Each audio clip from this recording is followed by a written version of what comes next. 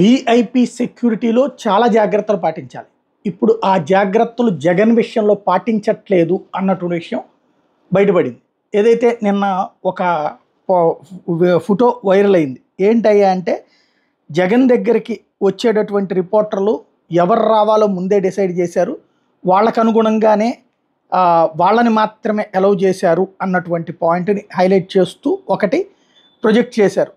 దాన్ని ఇప్పుడు ప్రధానంగా ఏదైతే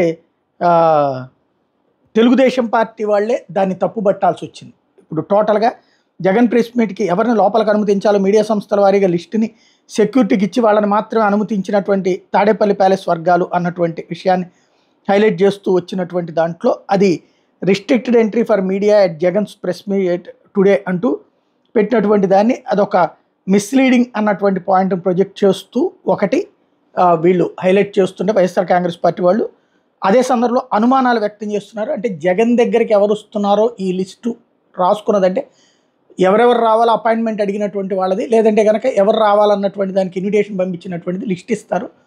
ఎవరు వస్తున్నారో కనుక్కుని ఆ పేర్లు బయటికి ఎట్లా వెళ్ళినాయి, మిగతా తెలుగుదేశం పార్టీ వర్గాలకు ఎట్లా వెళ్ళినాయి, వాళ్ళు సోషల్ మీడియాలో అందులో లిఖితపూర్వకంగా రాసినయ్యే వెళ్ళినాయి. అందులో అది ఎట్లా వెళ్ళినాయి అంటే, ఇక్కడ జరుగుతున్న ప్రతి ముక్క ప్రభుత్వం దగ్గరికి వెళ్తోంది అంటూ ఇప్పుడు భద్రతాపరమైనటువంటి లోపాలు అంటూ వైఎస్ఆర్ కాంగ్రెస్ పార్టీ దాని మీద అభ్యంతరం వ్యక్తం చేస్తుంది, ఆగ్రహం వ్యక్తం చేస్తుంది.